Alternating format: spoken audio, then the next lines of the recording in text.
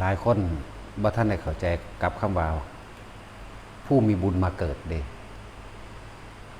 คนทั้งหลายสิเข้าใจว่าคนมีบุญมาเกิดต้องเกิดเป็นกษัตริย์เป็นลูกกษัตริย์เป็นลูกเศรษฐีมหาเศรษฐี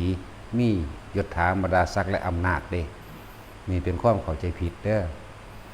คนมีบุญมาเกิดคือคนนำสติปัญญาและนำความรู้นำความจริงนำสัจธรรมออกมาเผยแผ่บ่ได้เกี่ยวกันกับว่ามาเกิดเป็นลูกเศรษฐีลูกกษัตริย์หรือเป็นกษัตริย์เป็นคนที่มียศถาบรรดาศักดิ์อำนาจและตำแหน่งอีหยังเด้คนมีบุญมาเกิดคือคนที่นำความจริงนำความจริงนำความของสัจธรรมบาปมีบุญมีสวรรค์นรกการปฏิบัติการให้ทานการรักษาศีลการบำเพ็ญตนเองคมจิตออกจากกามเนคขมะปัญญาความรอบรู้วิริยะขันติสัจจะนำความจริงออกมาอธิษฐานตั้งใจมุ่งมั่นสู่จุดหมายเมตตามีความรักความปรารถนาดีซึ่งกันและกันตลอดถึงการวางจิตเป็นกลางได้นี่คือคนมีบุญมาเกิดคนมีบุญมาเกิดนี่คือคนนำความรู้ของความจริงของโลกมาประกาศมาแนะนำมาสั่งสอนมาเพื่อเหตุให้คนทั้งหลายเข้าใจความจริงของอวิชชาที่ปิดบังปัญญาของแต่ละคนให้คนเกิดแสงสว่างทางปัญญาคือเห็นจริงตามความเป็นจริงว่าทำสิ่งใดได้สิ่งนั้นทำบาปได้บาปทำบุญได้บุญทั้งสี่นี่คือว่าคนมีปัญญามาเกิดบ่ได้เกี่ยวกับว่าจะไปเกิดกรรมคนรวยๆหรือตระกูลกษัตริย์อย่างเด้เกิดน้ำคนทุกๆนี่แหละนั่นบอก ทั้งสั้นจะพากันเข้าใจผิดแต่ว่าต้องเป็นแบบนั้นคนมีบุญมาเกิดที่เกิดเป็นในตระกูลยากจนหนึ่งเป็นเครื่องทดสอบตัวเองอย่างหนึ่งสองเป็นเครื่องทดสอบผู้สิกระทำตามอีกอย่างหนึ่งคือกันจากว่าล่ะเขาเกิดน้ำมองทุกข์มองยากบางดูเขาสิมีปัญญาไปพัฒนาจิตใจคนใดบ่แล้วก็บ่ได้เกี่ยวกันว่าจะต้องเรียนจบสูงอีกเด้บ่ได้เกี่ยวกันอีกกับว่าจะต้องจบสูงๆได้รับรองการศึกษาจากสถาบันนั่นนี่เด้บ่มันมีอยู่ในโตของมันเองอยู่ในหั่นแหละขอให้มีความรอบรู้ความจริงรอบรู้โลกิยสัจจะโลกกระทำกรรมแบบนี้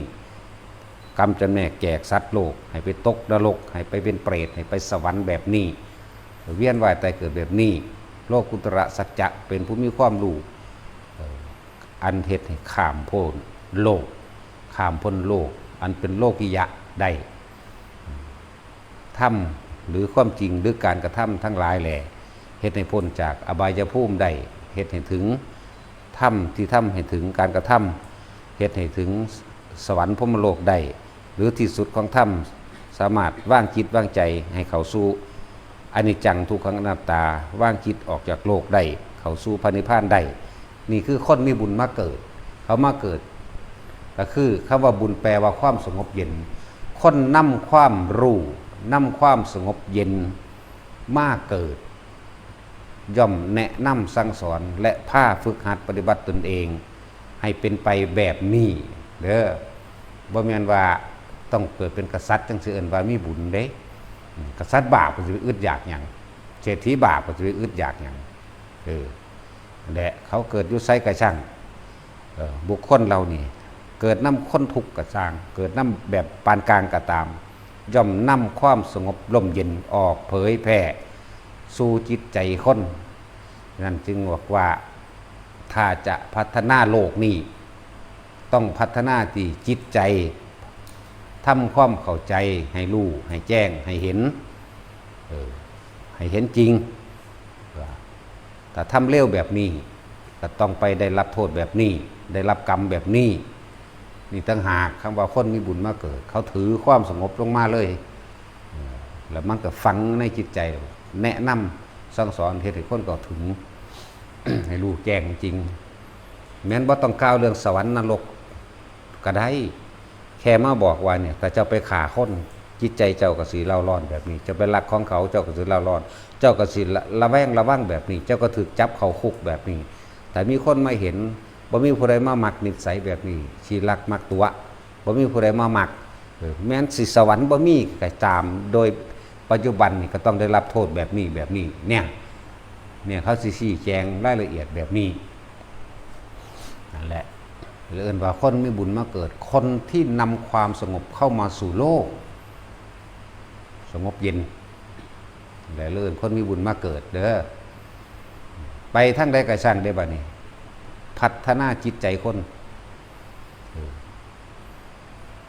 ไปอยู่กรุงเทพก็พัฒนาทั้งกรุงเทพอยู่อุบลอุดรก็พัฒนาทั้งอุบลอุดรไปณสถานที่ใดเนี่ยปฏิรูปประเทศวาโสจะปุเพจกตะบุญญาตา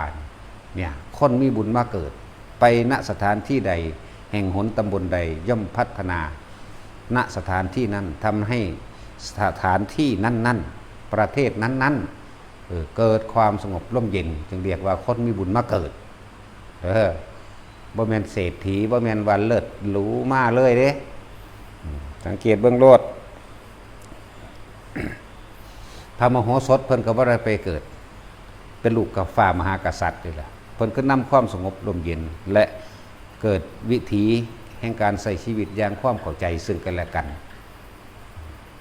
สมัยนั้นมีอยู่111ประเทศพระมโหสถที่แรกคนก็แย่งชิงอำนาจกันหาความเป็นใหญ่ใส่ตัวเองเห็นแก่ตัวป้องกันปกครองผู้อื่นโดยใช้อำนาจแต่ว่าพระมโหสถมาแก้ออกเห็นบ่มาแก้ความเข้าใจใหม่ให้คนใดเกิดกลายเป็นใน111ประเทศมีความสงบสุขร่มเย็นในท่ามกลางจนถึงเบื้องปลายเป็นแนวเป็นร้อยเป็นหนทางเข้าสู่การรู้แจ้งเห็นจริงโดยอนิจจังทุกขังอนัตตาจนถึงที่สุด